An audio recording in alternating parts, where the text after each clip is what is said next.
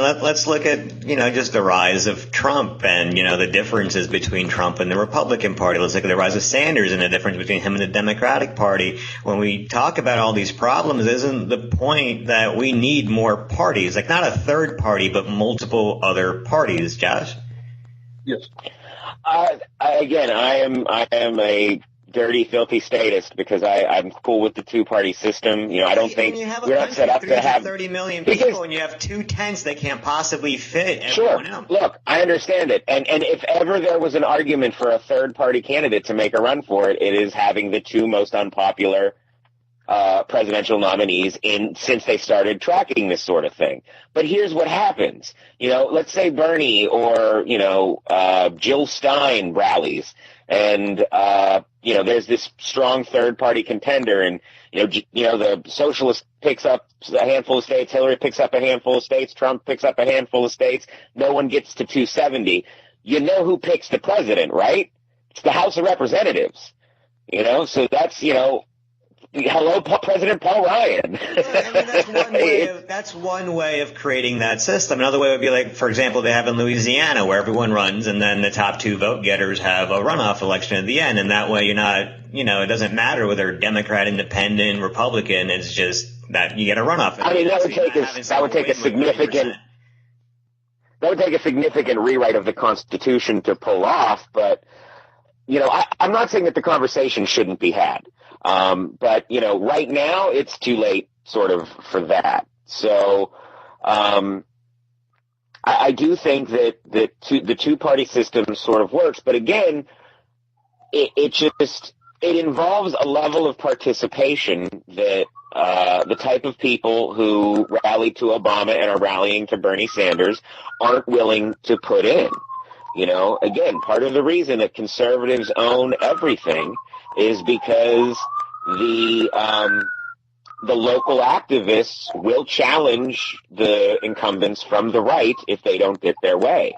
And the Democrats don't do that. They don't have that they're too busy trying to destroy each other before they win, whereas the Republicans at least wait until they hold the office and then start stabbing each other in the kidneys. The idea of rewriting the Constitution, obviously, we can't even figure out, what we want out of Obamacare. We're probably going to stay, on the light side of rewriting the Constitution.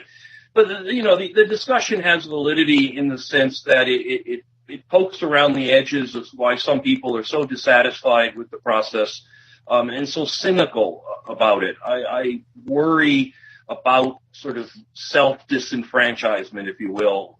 A lot of young people, for example, just kind of throwing up, their hands and saying, this process is bullshit. Why do I even waste my time on this? I voted, I worked my backside off to support Bernie, and there was some superdelegate thing that happened, which I don't even understand, and somehow Hillary's still winning. I think there's a element of cynicism. To be fair, Bernie could have won by the same margin as Hillary, and it still would have only been a moral victory. Just because of the way that she's won the delegates thus far.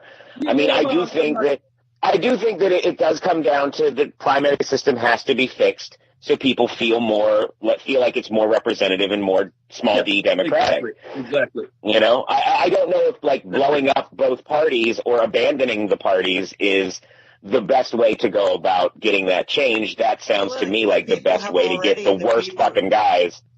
People have already abandoned the parties. The Republicans make up 23% of registered voters. Democrats make up less than 30% of registered voters. The people have already abandoned the parties, and that's not even counting the people who are now, after Trump will go away, that's going to be a large chunk of the Republican Party that's like, the fuck do we do now? We go back 4 years, all those Ron Paul voters, that's millions of people that don't have a voice in that party. Same with Bernie now, when Hillary inevitably wins. The people have already left the parties.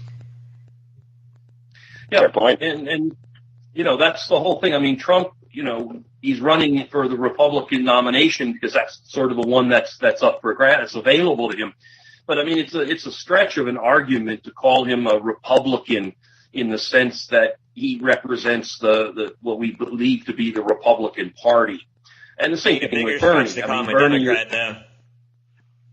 yeah, but I mean, the idea is that these party systems are crumbling in front of our eyes, but they're still being propped up. I mean, Hillary is the ultimate establishment Democratic candidate, and if they can figure out any way at all to get rid of Trump, then they'll put up somebody on the Republican side who fits the same mold.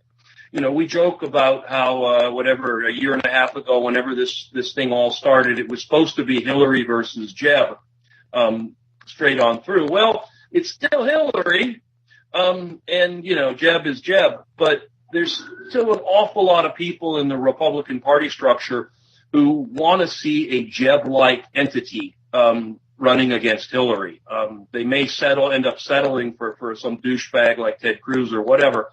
But the point is that both parties are struggling to keep their establishment candidates in the game if it's any way possible. The Democrats seem to have succeeded, mainly because of the incredible influence that the Clintons have over their party, and their unbelievable ability to shrug off criticism problems, and in fact, full-on FBI investigations into national security violations. I mean, that's a hell of a thing to kind of say, hey, that doesn't really matter. Let's move on and talk about what's important.